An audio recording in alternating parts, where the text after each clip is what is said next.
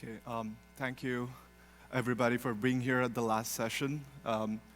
Thank you for the organizers for this amazing conference and for giving me this amazing opportunity to present in front of this distinguished audience. This conference has been a great success. I'm Debayan, and I'm actually from Columbia University. I'm a postdoc there. But the work I'm going to be talking about is work I did at Harvard as a postdoc in John Doyle's group. And this graphic up here kind of summarizes what I'm going to talk about. It's this idea of going sort of increasing complexity in molecular physics, going from atoms to diatomics and so on and so forth, decreasing symmetries as you go along, and then trying to see if you can actually perform laser cooling with these systems or not. So before I go into the molecular part of it, maybe just a little brief recap of what the state of the art is with atoms. It's actually very impressive. The field has grown enormously in the last 2 decades or so. On the one hand, you have quantum simulation and quantum information platforms that have really developed so far. Here, for example, I have an example of a quantum gas microscope that I worked on as a grad student in Princeton, where we loaded a fermionic microscope and studied the Fermi-Hubbard system. On the right here, this is more recent results from Lucan group at Harvard, where they basically did a tweezer array and a spin liquid phase. And then, of course, from June and other people's talks, you have probably all appreciated the amazing power of optical clocks for precision measurements and metrology. Molecules have also come a long way since the last 5 or so years. Some of the recent developments that we have all heard about, for example, from June, where they have basically done evaporation in these 2D confined KRB molecules. And also, as Loic mentioned, in Emmanuel Bloch's group at MPQ, they have done evaporation for this sodium-potassium molecule using microwave shielding. Sodium cesium molecule is in tweezer arrays and in bulk ground states already. And then rubidium cesium, for example, in the Cornish group in Durham, where they measured these very long nuclear coherence times. And sodium rubidium, also up and coming new molecule in Princeton that you heard about from Zoe, and then also they measured long coherence times in Hong Kong. Just to say that this field is really advancing very fast at this stage. But that was one axis of molecular physics, where you take these ultracold atomic ensembles and then you associate them to form these molecules. There is this alternate route to get to ultracold molecules, which is direct laser cooling, and Loic gave you an introduction of how you do that. And so I'm not going to spend too much time on this slide either, just to mention what the state of the art is. So strontium fluoride actually was the first diatomic molecule that demonstrated direct laser cooling in. YO and GILA has been loaded into optical lattice. YBF and Imperial, also one-dimensional cooling has been demonstrated.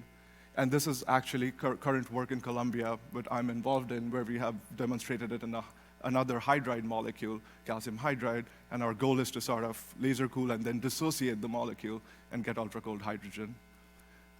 But most of the progress in diatomic direct laser cooling has been through this molecule, calcium fluoride, that Loic explained in detail.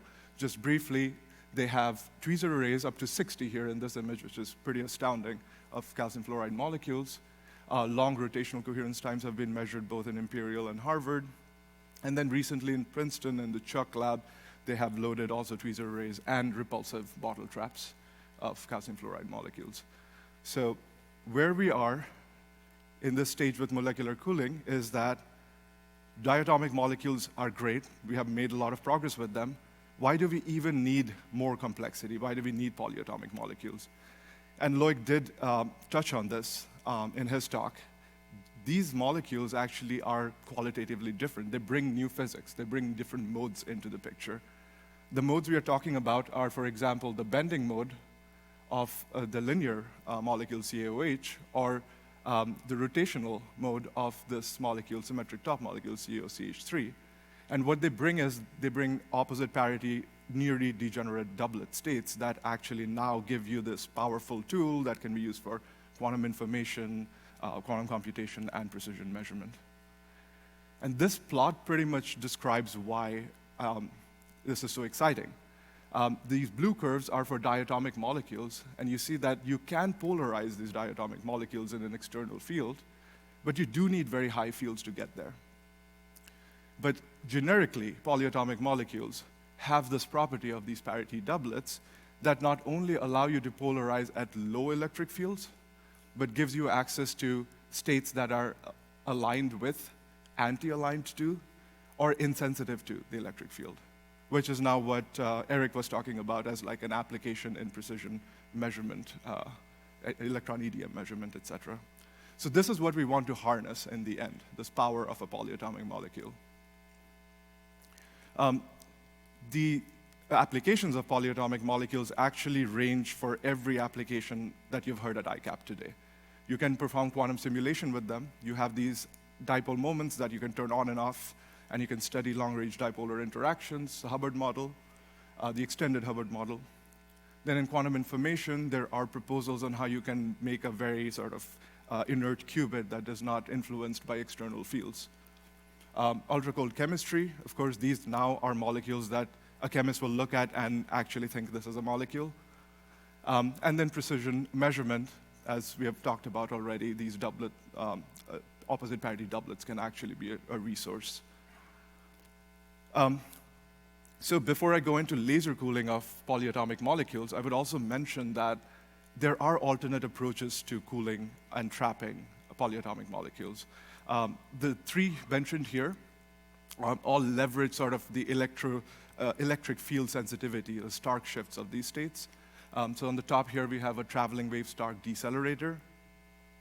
On the bottom here, we have electrostatic trapping, and here we have an object called the cryofuge, which is actually really cool, which uses sort of centrifugal force of this rotating electrostatic guide here to take out kinetic energy and momentum from a molecular beam. So actually, I thought it would be really nice to mention these cool results that have come from Gerhard Rempe's group at MPQ, where they have studied sort of ultra-cold collisions of this molecule, fluoromethane, using this cryofuge technique. And one thing I would point out is that this molecule is a symmetric top molecule. So it has this property that we love, that you can polarize it very easily at low electric fields. And then what they do is they use this technique to load their electrostatic trap with molecules. And they do it, for example, in this plot, you can see they load the trap and then they release from the trap. And then they do it in a second burst, where they load a second time and release. And then a third time when they do both one after the other. And they can extract sort of the density as a function of time in this trap. And they fit this density profile to sort of a loading rate, a one-body decay, and a two-body decay. And they can obtain a collisional cross-section, which is a very powerful, it has all the information about the two-body loss process. And what they find is that this collisional cross-section actually is electric field dependent. And they can suppress these collisions at high electric fields, which again is dipolar relaxation shielded with electric fields, something that we have heard about a lot. So I thought this will be very interesting to share. Okay, so laser cooling of polyatomic molecules, the field actually started rather recently, so 2015 or so, when this proposal came out, or this paper came out, where they performed buffer gas cooling of SROH and measured sort of the branching ratios and found that this is actually a very diagonal molecule. But as Loic was mentioning, that you can scatter photons on the cycling transition quite a few times before it decays to a vibrational loss channel. And then they went ahead and demonstrated this laser cooling is possible in one dimension doing the Sisyphus cooling technique. And these are images of their Sisyphus cooling and heating. So since then, SROH had taken a backseat, but instead the molecule CaOH was studied extensively. And as you know now, it has now been laser cooled to be loaded into an optical dipole trap. So just briefly, what happens in a linear triatomic molecule is now you have these three vibrational modes instead of one in a diatomic. And what they lead to is vibrational branching at higher and higher orders. So if you only want to scatter a few tens or hundreds of photons, you don't need to worry about all this mess out here. but in order to get it into a dipole trap, you'll probably need to scatter about 100,000 photons, 10,000 to 100,000. So you need to basically think about how you're going to bring the population back out of these vibrational loss channels. And the trick there is basically optical pumping, repumping. So you just get enough lasers that are tuned to the correct transitions, and you pump the population back. And using these, we were able to show basically Mott loading, 3D Mott loading of CAOH, subdoppler cooling of CAOH, optical trapping in a dipole trap, transfer to the bending mode, measurement of the bending mode lifetime, and now in the collaboration with the Hutzler group, they're studying CAOH as a platform, or a linear triatomic molecule as a platform for precision measurement. So around the same time as SROH was gaining sort of traction, there were thoughts about can we extend the same sort of techniques and methods to even larger polyatomic molecules. So there are two sort of seminal proposals, one by Isa Evan Berger and then one by my colleagues at Harvard, where they basically suggested that this MOR motif, where you take a metal, alkaline earth-like metal atom, so it could be calcium, strontium, ytterbium, and you connect it, or you make a bond with a pseudofluoride, a pseudofluorine radical, like oxygen and something else connected to it. And this motif actually guarantees, to some extent, pretty diagonal Frank-Condon factors. So what we wanted to do is we wanted to see how far we can take this concept, test it out for increasing complexity. And after the linear triatomic molecule, the next thing that comes to mind is a symmetric top molecule. So this one, CaOCH3, now has 12 vibrational modes, and a lot of other things that you won't have in a diatomic molecule. So the question was, can we actually make this cooling scheme work for such a molecule? So I'm going to tell you about that now. So before I go into that, I'll just mention that we have this very powerful tool called the cryogenic buffer gas beam source that allows us to produce all of these molecules pretty effortlessly. All we do is we put a metal target in there, we ablate it, we flow in a reactant, ROH, so it's an alcohol with some ligand connected to it, and out comes the molecule of our interest. And this is really powerful because M can be any metal of the types that we think are useful. R can be any ligand, and the symmetry is basically you choose what you want to study. You choose the physics and you put the molecule in. Okay, so for a symmetric top molecule, if it is not moving in its rotating, about its internuclear axis, if you notice, this looks a lot like a linear triatomic molecule. It doesn't look very different. In fact, if you look at their electronic structure, it isn't. You are guaranteed rotational closure using the same idea that you start with n equals 1 rotational state and you go to an equals 0 rotational state, you'll always come back here due to parity selection rules. But once this molecule starts rotating, which by the way is the state we care about, things get complicated because of the same parity doublets that we really want to take advantage of. So what happens in that case is parity selection breaks down, but it only decays to one additional channel, which is actually something we can manage. We can repump out of this channel.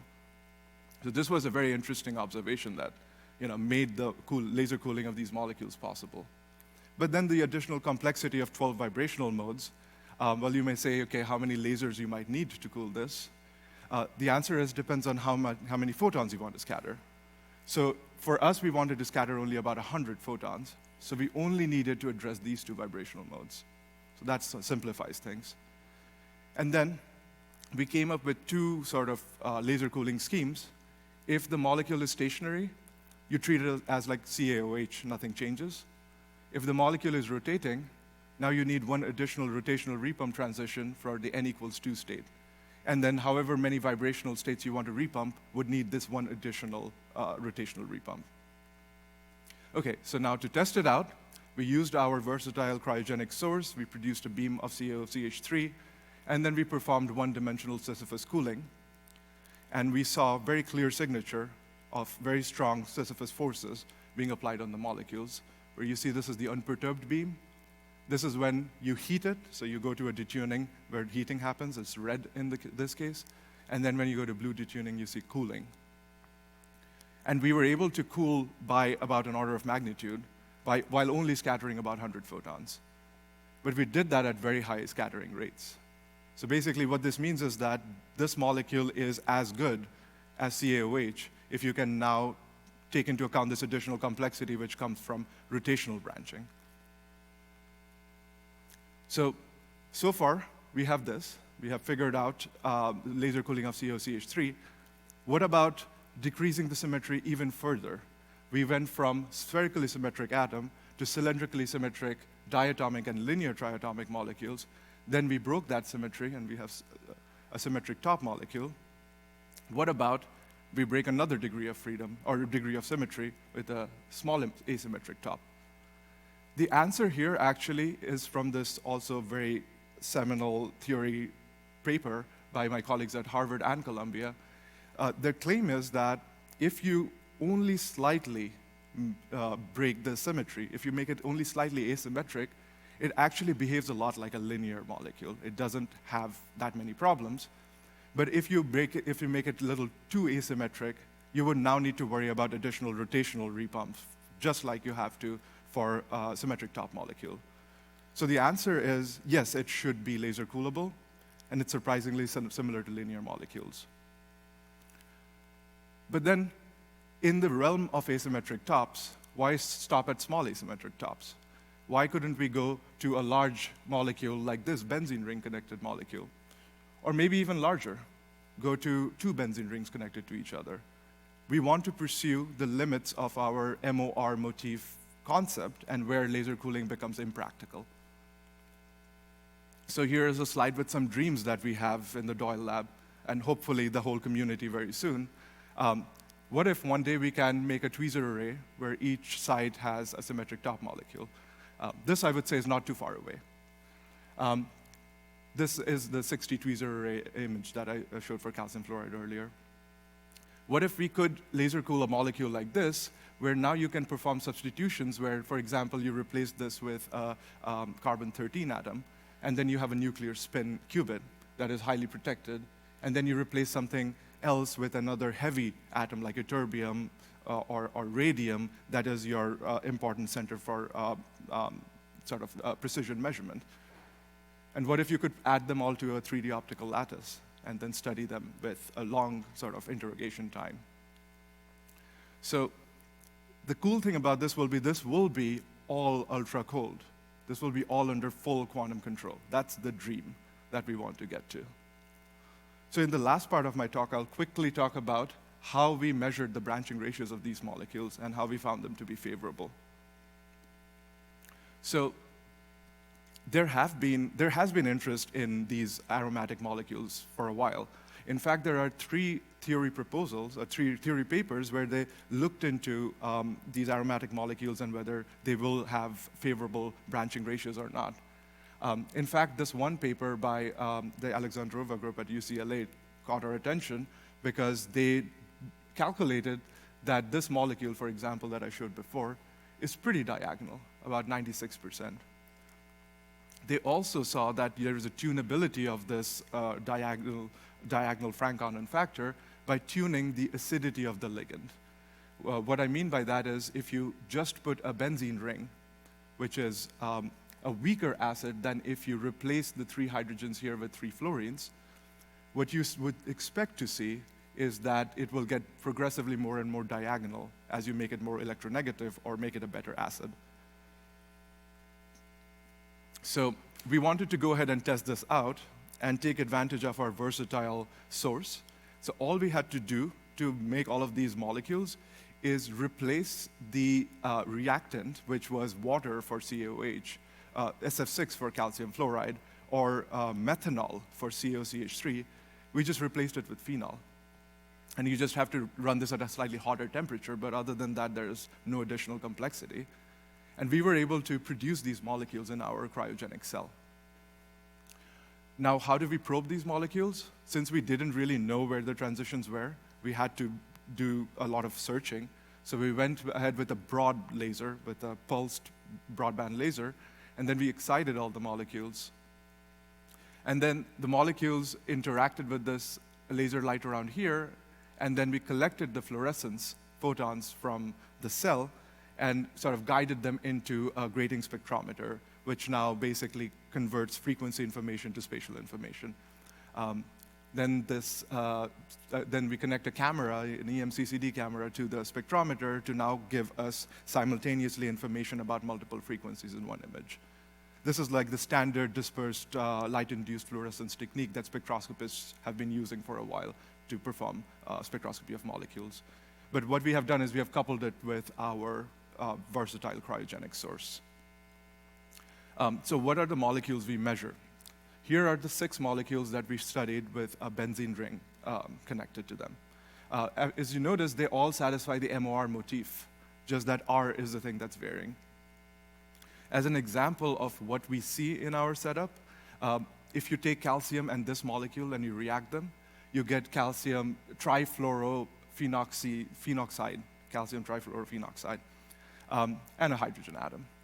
This molecule has transitions that are very similar to a linear triatomic molecule. And this is an example of one of those transitions when we excite it. When we find the transition, what we see here is this big peak, which is actually at the frequency that we are exciting it at. So this is what is the diagonal transition. So the photons are being emitted back to the same state where it came from. And then this small little peak that you see farther away, this is a vibrational loss channel. This is actually the CAO stretch mode.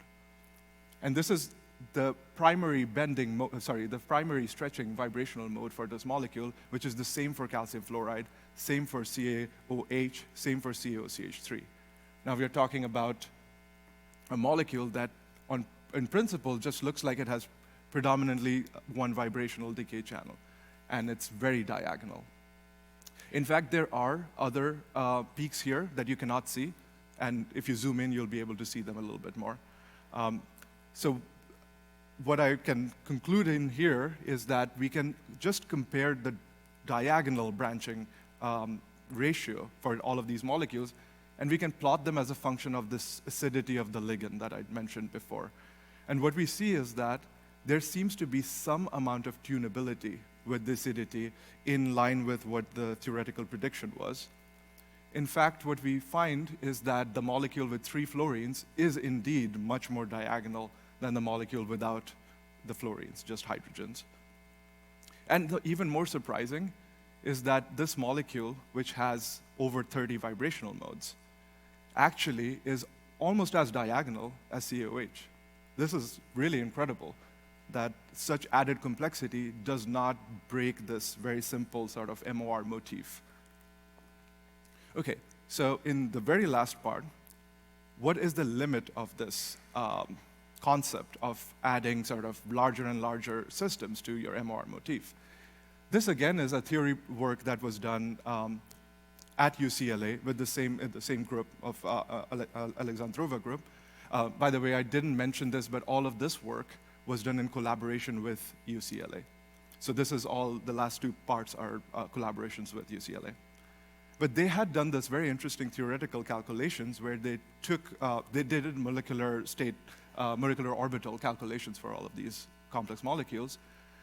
Here, the state that you should be looking at, this state, is the highest occupied molecular orbital, and in our simple language, it's the ground state that we care about.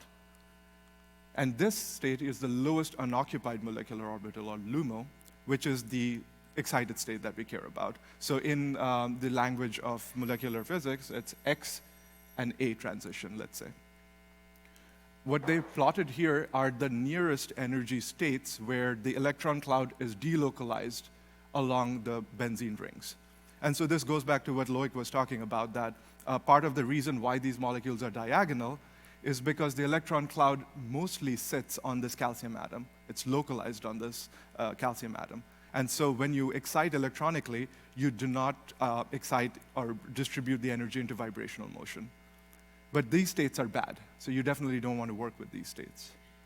Now what happens is, as you increase complexity or size of your system, These unwanted states get closer and closer in energy to your HOMO and your LUMO, to the extent that at some point they start interfering with the molecular states of interest. They produced this table that compared the primary branching ratio for a bunch of these molecules. If you notice, they find benzene is pretty diagonal. We actually measured this, not too far from prediction. Ovalene, this molecule right here, however, it all breaks down. They predict that it's absolutely not diagonal. And this, according to them, the claim is because of the interference from these other states below and above the HOMO and LUMO. But what they also predicted is naphthalene, which is 2 benzene rings, this molecule, is almost as good as benzene, which is also an incredible thing to see that, wow, you have now made the system so weirdly complex and it's still pretty diagonal. So what we wanted to do is, again, use our versatile source and check that out. With these molecules, it gets a little complicated because the reactants, so naphthol, is actually a solid at room temperature. And you guys all know naphthol. This is the realm of chemistry here. Those are mothballs. That's what mothballs are made of. So it has this very pungent odor. These things are very hard to vaporize, so you have to run your system much hotter. So instead, what we did was we used some solid target techniques and managed to produce these molecules. And just take my word for it, we measured the deal of spectra, and we were able to understand all its structure. So instead of showing a plot of all the primary VBRs, maybe what I'll do is I'll just show a summary of all of these molecules that we have studied. Let me start by the simplest molecule in this talk, CaOH. This is a D-lift spectra of CaOH, where you again see the primary diagonal transition and the first stretching mode. This molecule has now been laser-cooled to an optical dipole trap. The next one here is CaOCH3, which I've also shown you. It has been laser-cooled, but only to limited extent right now. But again, you'll notice it has this primary diagonal transition and this primary stretching mode where the motion goes in. And now look at this giant molecule. It has 51 vibrational modes. Look how diagonal it looks. It was just incredible for us that such large complexity does not make this part of the spectrum look like a mess. Of course, there is a resolution problem. We cannot measure arbitrarily low, so there could be a bunch of structure here. But a priori, it looks pretty promising. But this is not it. It does look promising from a vibrational branching perspective. There could be other issues with complex molecules, issues that we have not yet touched upon because we haven't gone in depth enough. A few examples. You can have vibrionic and anharmonic couplings in these molecules at the 10 to the minus 3 level, and we have seen that to affect us in CaOH. There's a process called intramolecular vibrational relaxation where you could have a dense zoo of vibrational states very close to your electronically excited state, and you could actually have this tunneling into this vibrational continuum, which is not good because then you lose your ability to photon cycle. And there could be black body effects. We just don't know them yet. So there could be other monsters out there. So what I want to say is that we should be reasonably cautious about laser cooling these down to a dipole trap or an optical lattice. But we will continue to explore this in our experiments, and we would need a lot of help from theorists to guide us along the way. So with that, I will thank my team. The Harvard team, led by John Doyle, and I mentioned most of the people who are involved with CaOCH3 and the Arines. And the UCLA team, we had 4 distinguished PIs, Eric Hudson, Anastasia, Justin, and Wes. Thank you so much for your attention.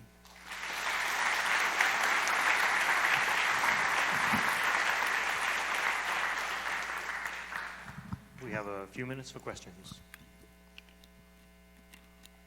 a question back there.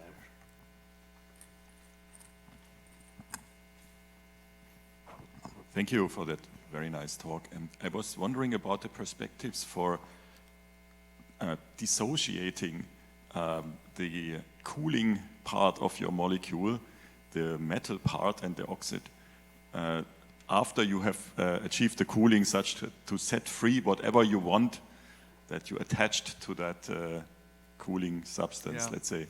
I think that's a great question. The first question really is, do we really need to do that? Depends on the physics we want to study. Like if you think that this atom is going to interfere with whatever physics you want to study, then you would probably want to break this bond.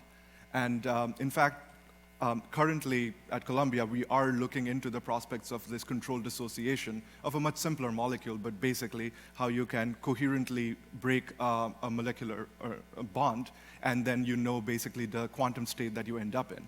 So that's sort of an inverted way of doing a stirrup population transfer. So yes, I think that might be possible, although I'm not sure if it will work for complex molecules like these. But also it depends on the application, what you want to study with it. We'll go to that person there. Yeah, thank you for this great talk. I guess my question to some extent naturally follow up the first question. So I was wondering, as you scale, you go to larger and more complex molecules, can you attach more metal to one side such that you can cool larger molecules? Yeah. Actually, currently at UCLA, I don't know if I'm supposed to say that, but they're exploring these molecules, but with now 2 OH groups. So I forget the name of this molecule. Essentially, it's a benzene ring with two OH groups. And you can imagine doing, it's going to resorcinol probably, breaking both OH bonds and putting calcium there, or strontium, some other. And you have these multiple optical cycling center molecules. They are looking into it. We don't exactly know what will happen with those, whether it will lead to like twice the scattering rate or half. I don't really have an answer. Yeah, thank you. You're welcome. Let's go to the person here.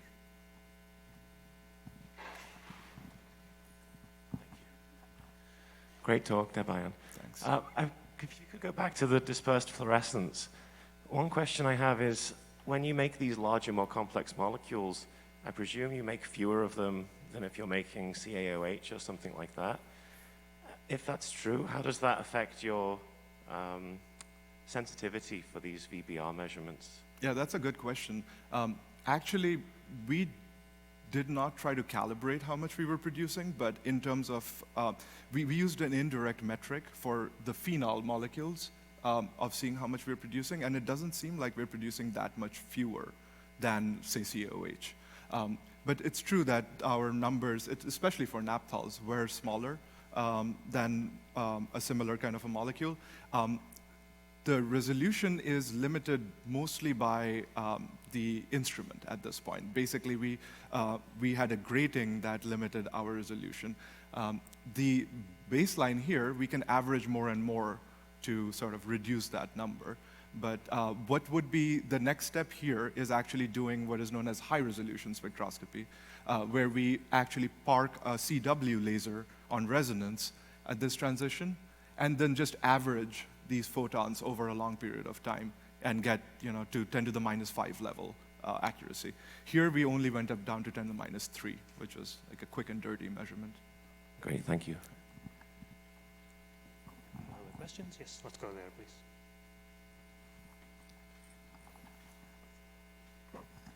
Yes, so on the array where you show the branching ratios, and basically the whole discussion about the branching ratios, it's great, but in some sense, it's not so. I'm in the array with the numbers or whatever. It doesn't matter. Oh. So it's not so surprising that the branching ratio are not so different. I feel when you show how localized the electronic cloud is. But my question is more: is this really a good metric that you want to show? What I would more like is to see what is the branching ratio once you have taken care of like the 5 or 10 repump transition that you can have. It's sort of like, what is the branching ratio once I set a budget of like I have 10 repump lasers, and then what is the residual branching ratio on these things? I feel this would be maybe the... Absolutely, yeah. I just didn't plot it here, just in interest of time. It's in the paper, but yes, exactly right. Every application of these molecules is going to rely on our ability to scatter photons and to know what the limitations are. So if we want to do a beam experiment where we just want to do some transverse cooling and just have higher flux at our detector, we don't need to scatter more than a few hundred photons, right? With COCH3, I showed 100 photons was pretty saturated Sisyphus cooling. So if you just need 100 photons, you probably don't need to worry about more than one repump, right? That's kind of like the conclusion from here. But if you want to make a MOT, you need order 10,000 photons. That's when the problem comes in, because then you need to know your vibrational branching ratios to 10 to the minus 4 or below. And then you don't know how many states will show up at that level. We don't know yet how many states will show up at that level. And you would have to repump all of those if you want to scatter that many photons. But yes, that's the photon budget that we think about. Does that answer the question? It was more like when you do 1 minus your branching ratio, this residual thing, you have to compare that to the number of states it can go to. Because if I have a branching ratio of, I don't know, 0.8, but I only need one repump to pump the 20% of the atoms remaining, I don't really care. It's fine, right? I just buy another repump later. That's a fair point. Yeah. Okay. And how does that scale with a worse molecule, actually? Yeah, so that's the thing. So what happens is for larger molecules, these other vibrational states that come up at a lower, like 10 to the minus 3 level, there are so many of them that now we have to worry about, how many do we actually need to address in order to do reasonable cooling. Yes. So I would say it's an open question currently, and I agree that would be a good metric to look at for these molecules. Great. It sounds like a great topic for a coffee session discussion. Let's thank Debayan again.